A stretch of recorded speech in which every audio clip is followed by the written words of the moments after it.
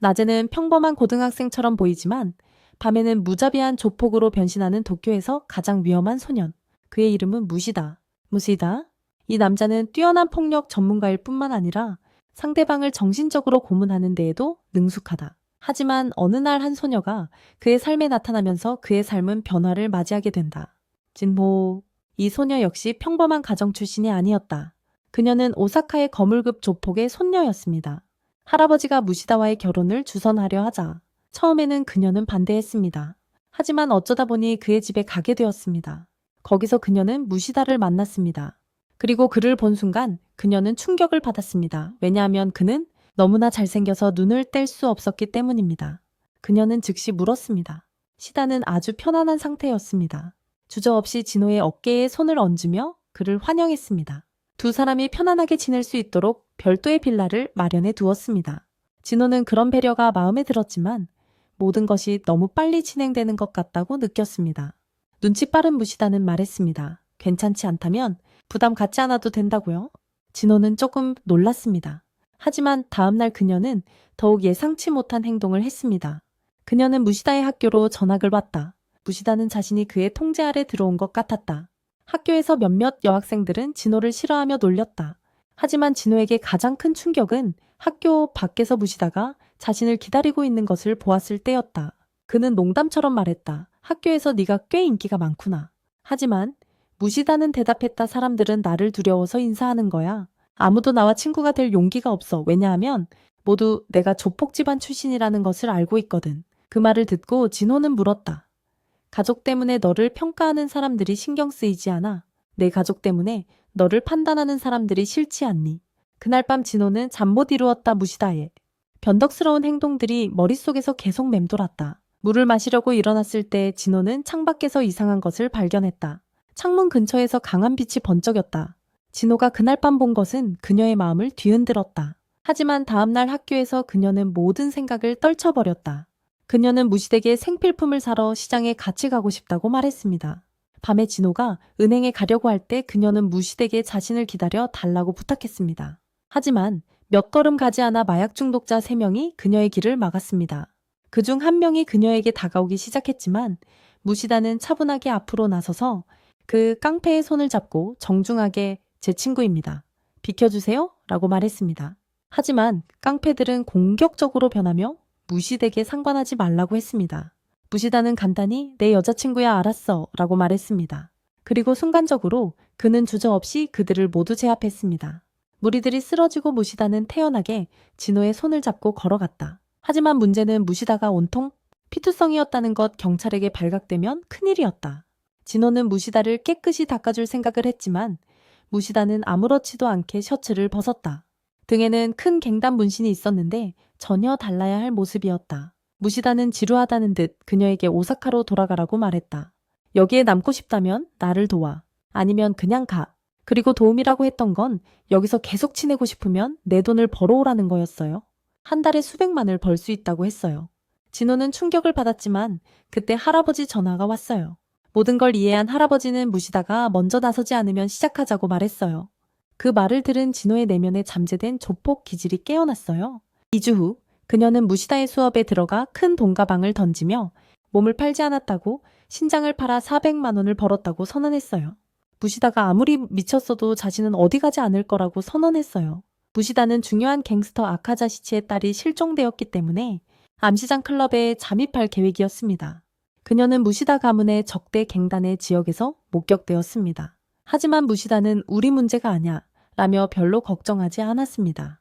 진호는 무시다가 무언가를 숨기고 있다고 느꼈지만 무시다는 저녁 식사를 함께 한다는 조건으로만 진실을 밝히려 했습니다. 저녁 식사 중 무시다는 사진 한 장을 보여주었습니다. 아카자시치. 어깨에 독특한 문신을 한 20살의 소녀였습니다.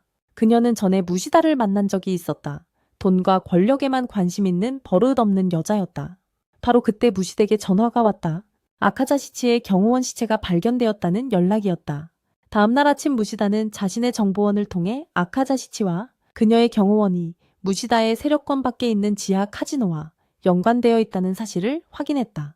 그곳은 무시다의 가문과 100년 동안 싸워온 라이벌 조직이 장악하고 있었다. 진호는 그곳에 가는 것은 너무 위험하다고 생각했지만 무시다는 걱정 말라고 자기가 뭘 하는지 안다고 했어요. 그날 저녁 무시다는 마피아 장례식에 참석했고 진호는 도슨에게 자신과 함께 시장에 간다고 말했습니다. 도슨과 이야기하는 동안 그녀는 무시다의 과거가 얼마나 폭력적인지 알게 되었습니다.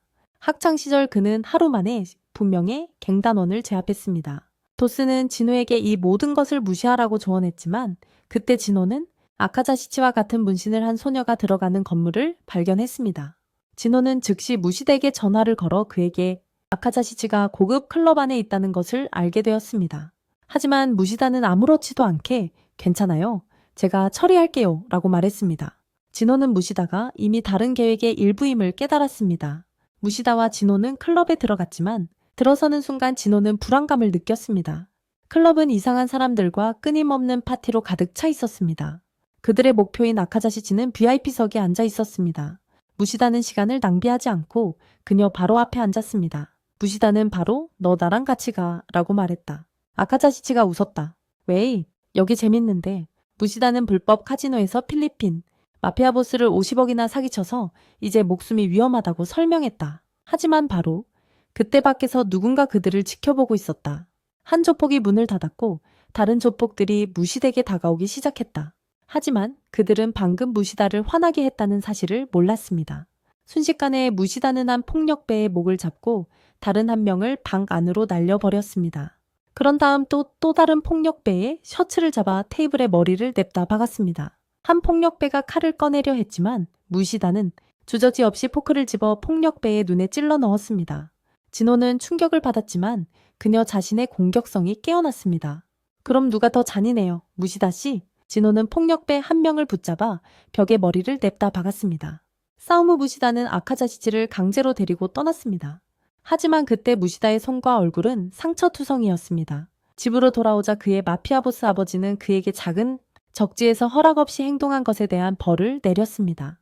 나중에 무시다는 진호에게 1,000만 원이 든 가방을 건넸습니다. 이것 가져. 네가 신장을 팔아서 나에게 400만 원을 줬으니까 나도 뭔가 돌려주고 싶었어. 하지만 팔만한 게 없어서 이 돈을 받아 진호는 거절하며 웃었다. 진심으로 사과하고 싶으면 나랑 같이 새 헤어드라이어 사러 가. 무시다는 재밌다는 듯 고개를 저었지만 이어 그의 시선은 학교 밖에 세워져 있는 자전거에 꽂혔다. 이건 아무렇지도 않은 자전거가 아니었다. 누가 우리를 보고 있어 하고 무시다는 조용히 말했다. 진호는 밤의 정적 속에서 누군가가 자신의 방 안에서 몰래 자신을 관찰하고 있었던 줄은 몰랐다. 다음 날 아침 그녀가 눈을 떴을 때 이상한 일이 분명히 있었다는 것을 느꼈다. 분명 이상한 일이 있었던 것이다. 나는 모든 문과 창문을 잠갔는데 누가 어떻게 들어온 거지? 두려움이 그녀의 마음속에 스며들었다. 그날 밤 그녀는 만약을 위해 작은 칼을 베개 밑에 두었다. 누가 다시 온다면 말이다. 자정이 가까워지자 같은 남자가 돌아왔다. 무시다? 하지만 이번에는 진호가 깨어 있었다. 그녀는 무시다의 얼굴에 있는 상처를 알아챘지만 아무 말도 하지 않았다. 대신 고개를 돌렸다. 만약 그가 나를 죽이려고 왔다면 내가 베개 밑에 숨겨둔 칼을 사용할 수 있겠지 하고 그녀는 생각했다. 그런데 무시다는 깜짝 놀랐다. 그러자 무시다는 깜짝 놀랐다. 깨어 있었어. 진호도 똑같이 놀랐다. 내가 그 말을 해야 하는 건데 생각 없이 무시다의 머리를 세게 쳤어요. 여긴 어떻게 들어온 거야? 무시다는 차분하게 대답했다. 알루미늄 판으로 자물쇠를 따고 들어왔어요. 이 말을 들은 진호는 더욱 화가 났다. 아무 허락도 없이 남의 방에 함부로 들어와. 무시다는 가볍게 미소 지으며 말했다. 한 가지 궁금한 게 있어서요. 왜 항상 그렇게 화를 내는 거야? 자는 모습을 보면 내 진짜 모습을 알 수 있을 것 같았어요. 하지만 자는 동안에도 화가 난 것처럼 보였어요. 진호는 깊이 숨을 들이쉬었다. 네가 하는 짓을 보고 어떻게 차분하게 있을 수 있겠어. 하지만 무시다는 진지한 표정으로 말했다. 그래도 당신을 만나는 건 즐거워요. 당신과 함께 있으면 마치 집에 돌아온 것 같아요. 이 말을 듣고 진호는 잠시 침묵했다. 그녀는 무시다의 행동이 잘못되었다고 느꼈다. 하지만 한 가지는 분명했다.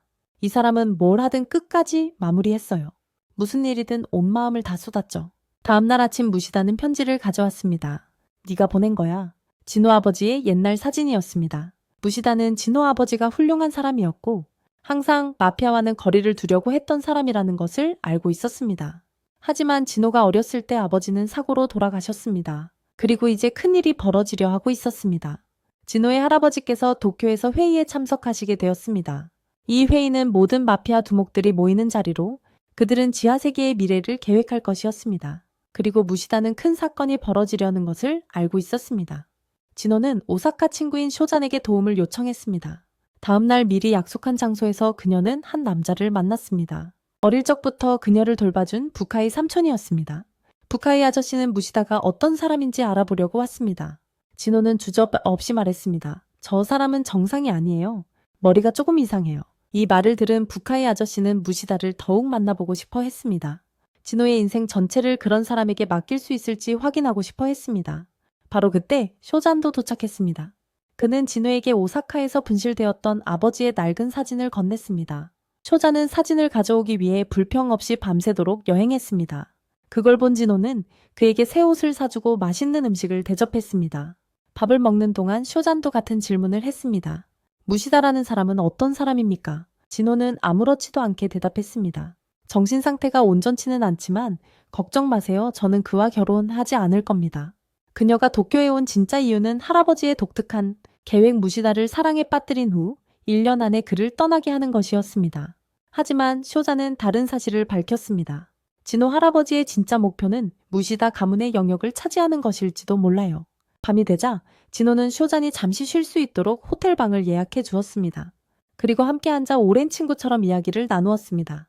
매일 무시다를 어떻게 무너뜨릴까 생각하지만 아무리 시간을 보내도 진짜 무시다는 누구인지 알 수가 없습니다. 이 말을 들은 쇼자는 농담으로 그렇게 스트레스 받으면 그냥 없애버리라고 했습니다. 원한다면 제가 지금 당장 그의 일을 끝낼 수 있습니다. 진호는 당황해서 말했어요. 그렇게 생각하지 마세요. 그냥 그 사람 곁에서 떨어져 있고 싶을 뿐이지 죽이려는 게 아니에요. 바로 그때 쇼자는 담배에 불을 붙이고 밖으로 나갔습니다. 하지만 제대로 한 모금도 빨기 전에 무시다가 나타났습니다. 어떻게 여기까지 온 거야? 쇼자는 놀랐습니다. 무시다는 간단하게 말했습니다. 진호를 집으로 데려가려고 왔어요. 이 말을 들은 쇼자는 웃었습니다. 정말 그렇게 생각해요. 진호 씨가 당신과 결혼할 거라고 생각해요. 하지만 무시다는 미소 지으며 대답했습니다. 저는 다 알고 있습니다. 진호의 도쿄 도착은 도쿄와 오사카 간의 전쟁의 원인이 될 수도 있고 그것을 막는 방법이 될 수도 있습니다. 그리고 가장 중요한 것은 진호의 할아버지가 무시다를 이용하고 있다는 것이었습니다. 무시다는 모든 것을 알고 있었지만 불평 없이 받아들였습니다.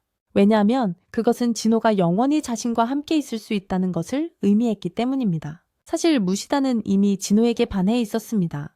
이 말을 들은 쇼잔의 머릿속은 복잡해지기 시작했습니다.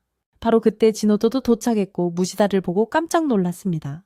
그는 무시다가 자신의 휴대폰을 똑같이 복제한 가짜 휴대폰을 만들어 위치 추적을 하고 있었다는 것을 알아챘습니다. 이것을 본 쇼자는 더욱 화가 나서 즉시 진호의 손을 잡으며 말했습니다. 가자. 지금 당장 오사카로 돌아갈 거야. 하지만 무시다는 물러설 사람이 아니었습니다. 그는 진호의 다른 손을 잡았습니다. 두 사람 사이에 힘겨루기가 시작되었고 진호는 어색한 상황에 처하게 되었습니다. 무시다는 화가 난 목소리로 말했습니다. 이건 우리끼리 할 일이야. 다른 사람이 끼어들 필요는 없어. 하지만 그는 곧바로 사과했습니다. 제가 너무 심했나 봅니다. 하지만 진호는 이미 마음을 정했습니다. 그녀는 무시다와 함께 갈 것이고 쇼자는 아침까지 오사카로 돌아가야 했다. 작별의 순간. 다음날 아침 진호는 쇼잔에게 마지막 작별 인사를 하려고 역으로 달려갔다. 그들은 짧은 대화를 나누었는데 그 와중에 쇼자는 무시대에 대한 마지막 농담을 했다. 정신이 온전치 못하군. 하지만 진호는 또 다른 진실을 받아들였다. 그녀는 무시다를 이길 수 없었다. 그리고 그녀의 철학에 따르면 도망치는 것은 이기지 않고서는 그녀의 신념에 어긋나는 일이었다. 쇼자는 실망했지만 결정을 바꾸지는 않았다. 그의 철학은 이상한 조건이라도 감수하겠다는 것이었다. 얼마 후 무시다와 진호가 기차에 함께 앉아 있을 때 진호가 쇼잔을 언급했다. 그 말은 무시다의 몸에 이상한 오한을 불러일으키기에 충분했다. 진호는 전에도 이런 걸 느낀 적이 있었다. 무시다가 스스로를 제어하려 할 때마다 일어나는 일이었다. 그것은 무시다가 자신을 통제하려 할 때마다 일어났다. 그날 밤 무시다가 선물 꾸러미를 들고 진호의 방으로 갑자기 들어왔다. 오사카에서 온 것이었다. 하지만 진호가 짐을 싸는 것을 보자마자 무시다의 얼굴에는 이상한 냉기가 감돌았다. 진호는 주저없이 말했다. 날 죽이고 싶은 거죠. 무시다는 미소를 지으며 말했다. 그런 건 아니야. 나는 네가 지겨운 것도 싫은 것도 아니야. 진호는 농담처럼 말했다. 내가 쇼잔이랑 사귀면 어쩌려고. 하지만 무시다는 더욱 이상한 대답을 했습니다. 상관없다고요? 단 하나의 조건만 있습니다. 무슨 짓을 하든 제 눈앞에서 하세요. 하지만 그때 무시다는 그의 진짜 조건을 제시했습니다. 내 파트너가 누가 되든 언젠가 그들을 죽일 겁니다. 그래야 비로소 우리는 쌤쌤이 되는 거죠. 진호의 머릿속은 하얘졌습니다. 이게 대체 무슨 논리인가? 나중에 두 사람은 대관람차를 타고 이야기를 마무리했습니다. 무시다는 하루에게 진실을 말해줘서 고맙다고 했습니다. 하지만 진호는 이제 괜찮아 보였고 하루는 과거의 일을 잊기로 했습니다. 하지만 진호는 여전히 혼란스러웠습니다. 무시다는 자신을 사랑했던 걸까요? 아니면 그저 집착이었을까요? 그녀는 여전히 무시다의 마음을 확신할 수 없었습니다. 그저 고집이었을까요? 아니면 진심이었을까요? 바로 그때 그녀는 무시다. 주위의 서성이는 몇몇 여자아이들을 알아챘습니다. 하지만 진호가 도착하자마자 그들은 무서워서 흩어졌습니다. 그녀는 무시대에게 물었습니다. 무슨 얘기를 하고 있었어? 무시다는 아무렇지도 않게 대답했습니다. 그냥 또 다른 여자애가 고백하는 거였어. 여름 학교 활동을 논의하는 척하면서 진호가 웃었습니다. 너는 모든 사람을 거절해서 친구가 없는 거야? 하지만 무시다는 미소 지었습니다. 친구 하나만 있었으면 했어요. 그리고 그게 바로 너야. 진호는 고민에 빠졌습니다. 그냥 친구일까요? 아니면 그 이상일까요? 한편 파티에서 최근 복귀한 배우 카이슈는 사람들이 자신에 대해 수군거리는 것을 알아챘습니다. 그녀는 과거의 삶과 전 남자친구를 희생해서 일에 매달렸지만 소용없었습니다. 갑자기 무시다가 나타나 두 사람은 편하게 이야기를 나누기 시작했습니다. 두 사람의 비밀 연애를 아는 사람은 아무도 없었다. 후에 가이슈가 화장실에 간 사이 그녀는 옛날을 떠올렸다. 학교 다닐 때 무시다가 그녀를 위해 20명이나 싸워줬고 그렇게 가까워졌다. 화장실에서 나오자 무시다가 그녀를 기다리고 있었다. 3년 만이네. 잘 지냈어. 가이슈는 살짝 미소 지으며 물었다. 무시다는 간단히 말했다. 내 인생에 나는 더 이상 참견하지 않을게. 앞으로의 커리어에 도움이 필요하면 언제든지 말해요. 그 순간 진호는 하루가 전에 했던 말을 떠올렸습니다. 무시다가 밤에 어디 가는지 신경 안 쓰세요. 진호는 걱정하기 시작했습니다. 그녀는 무시대에게 전화를 걸어 오봉 축제를 위해 오사카에 간다는 것을 상기시켰습니다. 무시다는 카이슈가 오사카에서 열리는 미용 행사에도 참석한다는 것을 알고 막판에 계획을 바꿨습니다. 드디어 그날이 왔고 진호와 무시다는 선물을 가지고 오사카행 기차를 탔습니다. 도착하자마자 진호는 평소처럼 가장 좋아하는 오코노미야키를 먹고 집으로 향했습니다. 하지만 가게에 도착하자마자 쇼진이 이미 그녀를 기다리고 있었습니다. 쇼진은 진호의 성향을 너무나 잘 알아서 그녀의 첫 목적지를 예상했습니다. 진호가 쇼진에게 사정을 설명하는 동안 그녀는 뒤에 서 있는 무시다를 발견했습니다. 전에 쇼진을 야단쳤던 가게 주인은 갑자기 공손해졌습니다. 안쪽에 있던 아주머니들은 흥분했습니다. 도쿄의 그 잘생긴 남자일 거야. 똑똑하기만 한 게 아니라 예의도 바르고. 주인이 또 쇼진이를 야단쳤어. 그에게서 뭔가를 배웠어. 이모들이 무시대에게 팁까지 줬대. 나중에 진호는 무시다를 자기 집에 데려가려고 했어. 바로 위층으로 올라갔는데 현관에서 갱단원들이 불안해하는 눈치였어. 도쿄 최대 갱단 두목의 손자를 정말 안으로 들여보내도 될까? 하지만 리더의 명령이었기에 아무도 그들을 막을 수 없었다. 방 안에서 무시다와 진호는 편안하게 이야기를 나누었다. 바로 그때 무시다는 카이슈로부터 메시지를 받았다. 그날 밤 그 세 사람은 도시를 탐험하러 나갔다. 진호는 무시다가 두 사람 사이에서 눈치를 보고 있다는 것을 알아챘다. 그래서 진호는 차분함을 유지했다. 무시다는 자신의 일을 마쳤고 호텔을 예약했다고 말했다. 진호는 내 집에 머물 수도 있었잖아 라고 말했다. 왜 그래야 해? 하지만 무시다는 폐를 끼치고 싶지 않았다며 뒤도 돌아보지 않고 떠났습니다. 수진이는 모든 것을 보고 진호에게 이 남자 뭔가 숨기는 게 있어 라고 말했습니다. 그냥 장난치는 것 같아요. 그의 행동을 잘 관찰해야 해. 한편 무시다는 집에서 편히 쉬고 있었습니다. 그녀는 그것을 읽고 얼굴이 굳었습니다. 그녀의 악질 전 남자친구가 그녀를 놓아주려 하지 않았습니다. 쇼지는 여전히 접대부들의 연락처를 수집해 팔고 있었습니다. 이번 그의 표적은 카이슈였습니다. 그는 그녀를 협박했습니다. 도쿄 최고의 조직 후계자와 당신이 함께 있다는 걸 알고 있고 당신의 마약 관련 과거를 증명할 증거도 가지고 있습니다. 카이슈는 당황했습니다. 그녀의 커리어는 절정에 달했고 이 스캔들이 새어나가면 모든 것이 끝장날 것입니다. 쇼지는 그녀에게 말했습니다. 무시다와 진호를 내일 나와 만나게 해준다면 비밀을 지켜주겠다고. 다음날 무시다가 떠나자마자 카이슈는 진호와 이야기할 기회를 잡았습니다. 무시다 알아요? 학교 다닐 때부터 친구였어요.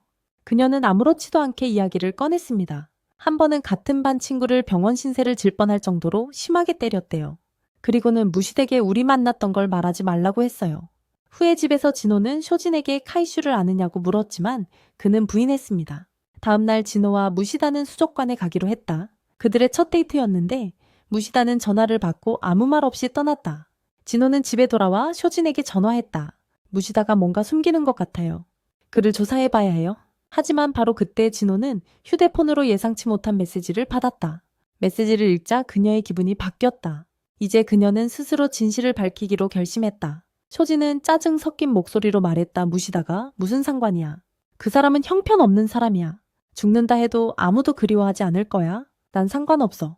하지만 그가 내게 한 짓은 그것에 대한 복수를 해야 해. 최소 12대는 맞아야 해. 하지만 카이슈가 그를 조롱했다. 정말요? 제가 진호보다 더 중요해요. 그녀는 며칠 전에 대학교에서 진호를 만났다고 밝혔습니다. 무시다는 이미 알고 있었습니다. 두 사람이 만날 거라고 예상했습니다. 그리고 오늘 저를 만나고 싶어 하는 이유도 알고 있습니다. 쇼진 때문이죠. 그렇죠. 그는 차가운 미소를 지으며 말했습니다. 하지만 당신이 저에게 연락했다니 다행이군요. 그렇지 않았다면 당신이 나에게 진심이었고 쇼진의 요구를 무시했다면 내 모든 노력은 도쿄의 거대 조직에 헛될 뻔했습니다. 동시에 쇼진과 그의 부하들은 무시다와 진호를 함정에 빠뜨릴 방법을 논의하고 있었습니다. 그는 더 큰 폭력배 아래의 작은 졸개일 뿐이었습니다. 하지만 진호는 이미 모든 것을 알고 있었습니다. 그녀는 비밀리에 연합을 맺고 무시다에게 모든 것을 알렸습니다. 무시다는 말했습니다. 거기서 나가. 내가 처리할게. 그러고는 쇼진에게 전화를 걸어 상황이 악화되었다고 말했다. 지정된 장소로 가서 진호를 안전하게 데려와. 한편 무시다는 카이슈와 함께 로찌로 향하기 시작했다. 쇼진 또한 무시다가 준 주소에 빠르게 도착했다. 쇼진이 방에 들어가자 알 수 없는 여자가 서 있었다. 카이슈는 그에게 휴대폰을 건네주며 무시다가 트윗을 깔끔하게 완벽하게 날렸다고 말했다. 어떤 난장판이 벌어지든 돈으로 해결할 거야. 그렇지 않으면 도쿄로 돌아가서 다시는 오사카에 오지 마. 이 말을 들은 무시다는 자신감에 차서 말했다. 내가 이걸 완벽하게 처리하면 나랑 결혼해 줄 거야.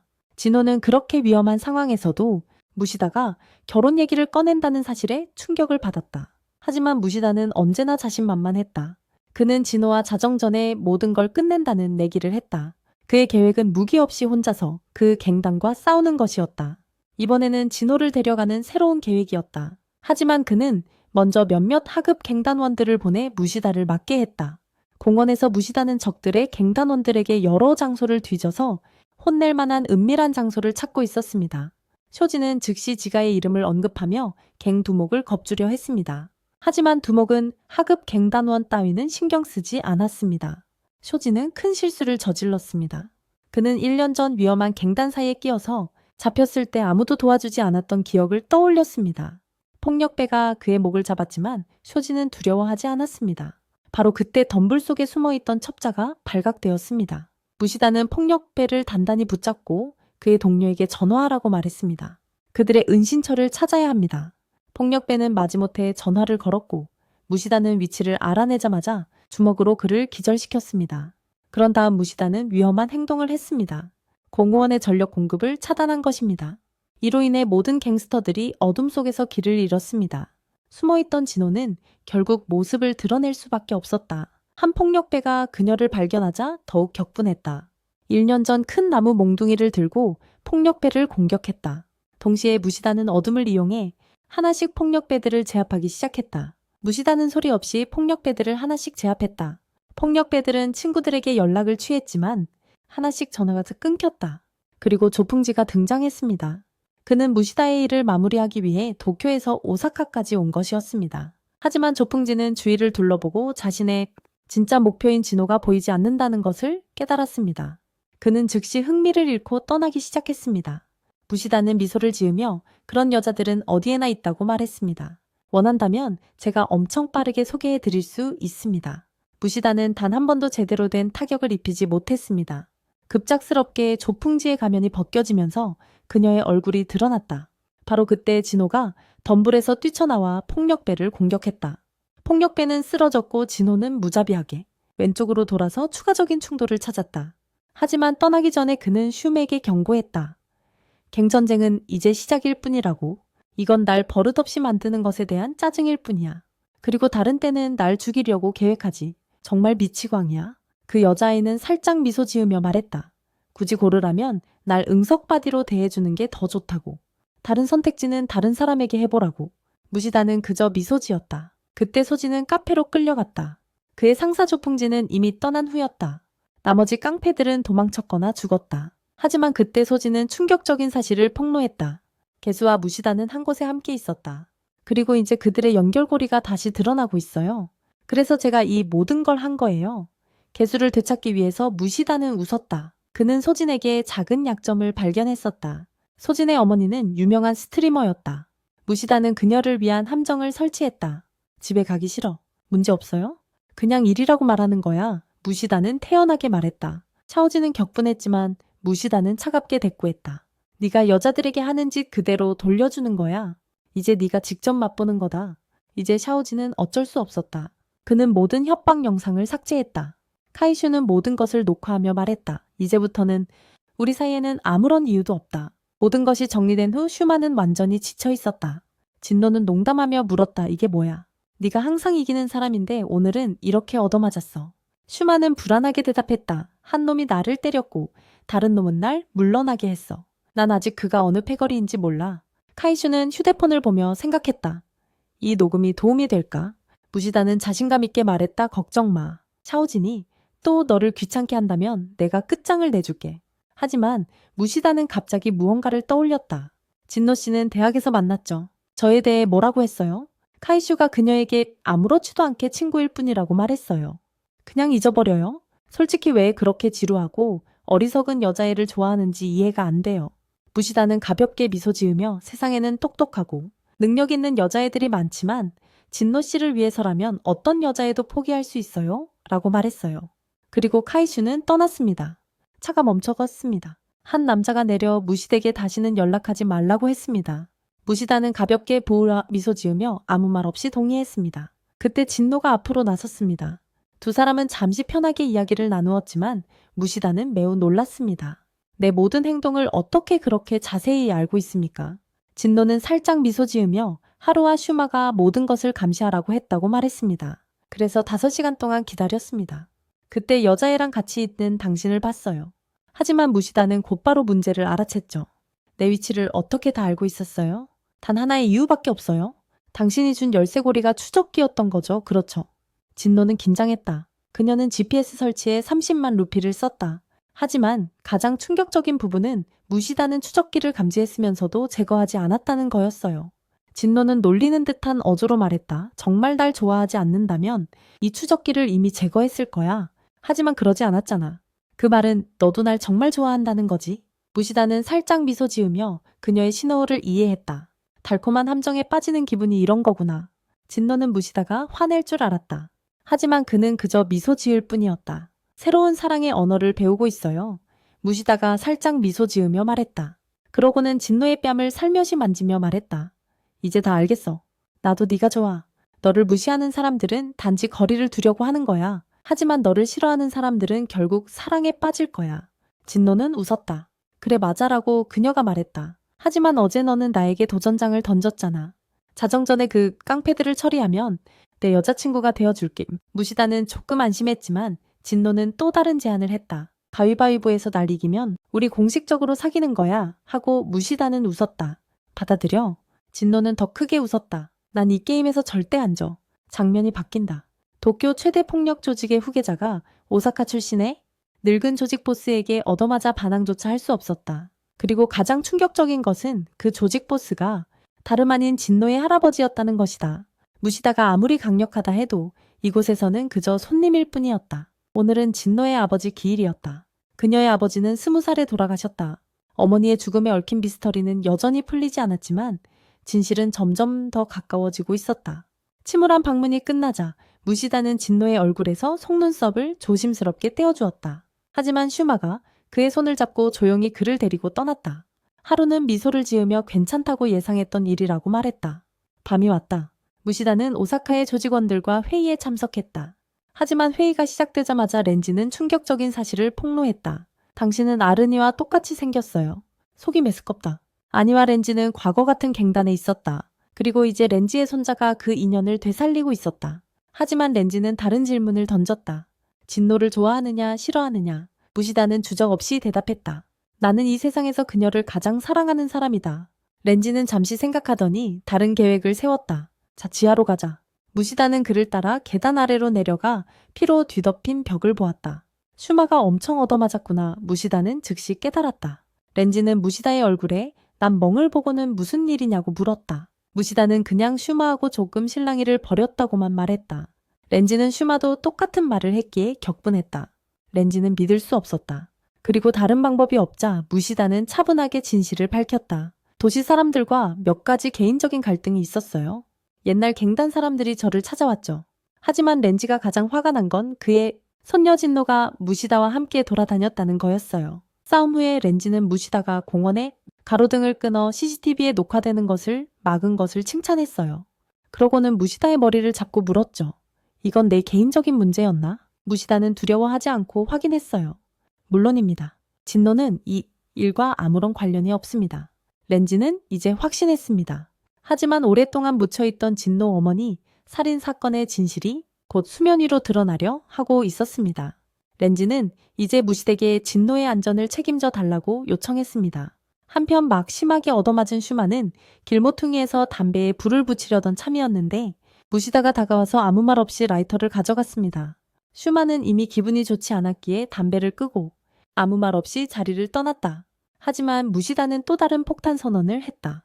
진노와 나는 이제 공식적으로 커플이다. 그리고 이제부터 그녀의 안전은 내 책임이다. 네가 이용당할 시간은 끝났다. 슈마는 잠시 침묵하다가 말했다. 나는 아무의 명령에도 따르지 않는다. 그리고 누가 이용당한다면 그건 바로 너다 무시다. 무시다는 계속 그를 놀렸습니다. 하지만 진노는 당신이 아니라 저를 선택했어요. 그때 슈마의 분노가 폭발했습니다. 두 사람은 서로 방어 없이 주먹을 날리며 싸움을 시작했습니다. 무시다는 싸움을 끝내기 위해 칼을 꺼냈습니다. 진심이라면 나도 물러서지 않겠어. 슈마도 칼을 꺼냈고 싸움은 더욱 치열해졌습니다. 두 사람이 극한까지 싸웠을 때 진노는 와서 소리쳤어요. 웃을 버스라고. 둘 다 좀 놀랐습니다. 하지만 진노는 그들에게 새로운 과제를 주었습니다. 서로의 셔츠를 수선해야 했습니다. 슈마는 진노 때문에 불필요한 싸움을 피하는 버릇이 있었습니다. 이유 없이 싸우면 항상 수선 일을 시켰기 때문입니다. 그래서 슈마는 항상 싸움을 피했습니다. 하지만 이제 무시다와 슈마 둘 다 그녀를 무시하고 있었습니다. 진노가 새로운 생각을 떠올렸어요. 슈에게 내 머리 좀 쓰다듬어줘 라고 말했죠. 그리고 무시되게 경고했어요. 대답 안 하면 슈마가 계속 이렇게 나를 때릴 거야 라고요.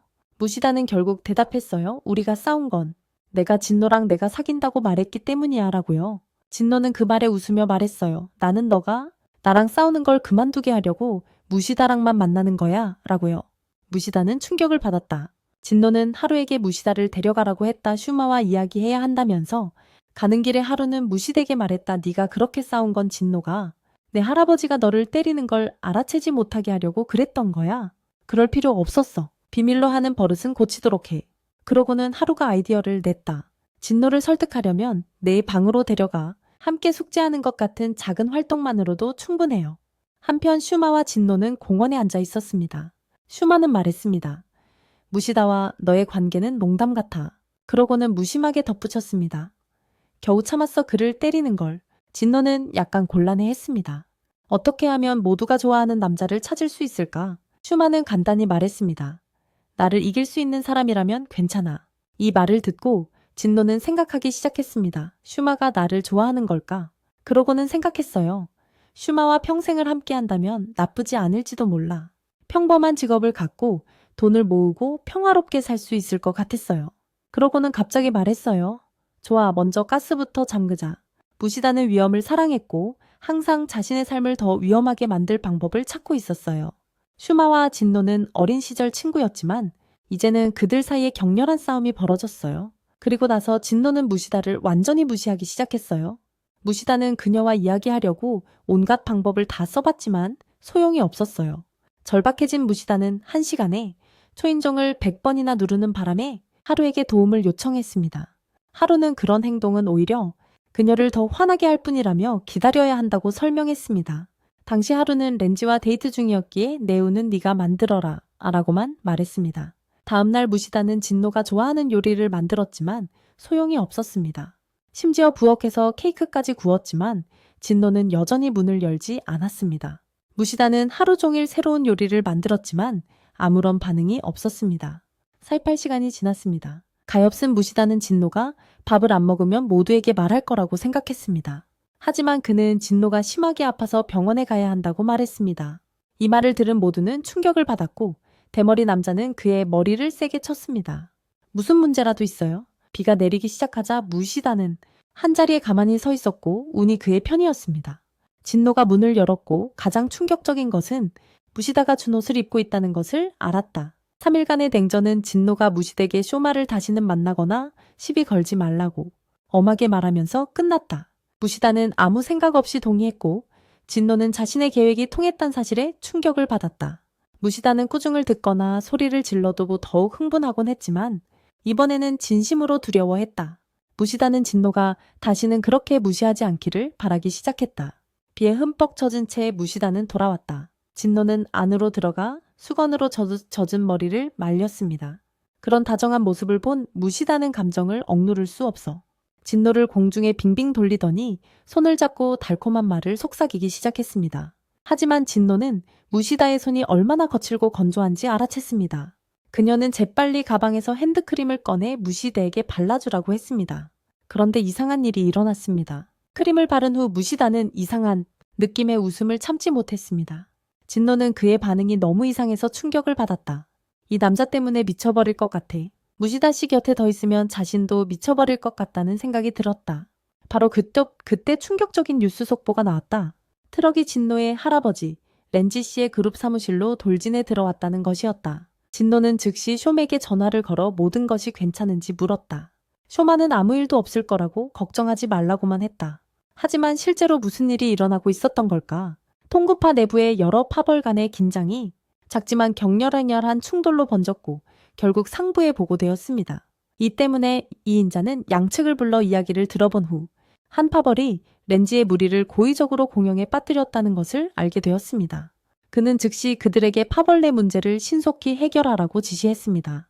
하지만 사실 이것은 모두 그의 계략의 일부였습니다. 그는 비밀리에 다른 누군가와 공모하여 렌지를 영구적으로 제거하려 했습니다. 한편 곱슬머리 남자는 세 번째 남자 주인공인 저우팡지의 방으로 가서 그에게 소책자를 건넸습니다. 전국 고등학교 모의고사라고 적혀 있었어요. 드디어 진호를 만날 날이 온 거죠. 만약 여러분이 이 애니메이션을 좋아하고 참여하고 싶다면 이 비디오에 좋아요를 누르고 제 채널을 구독하세요.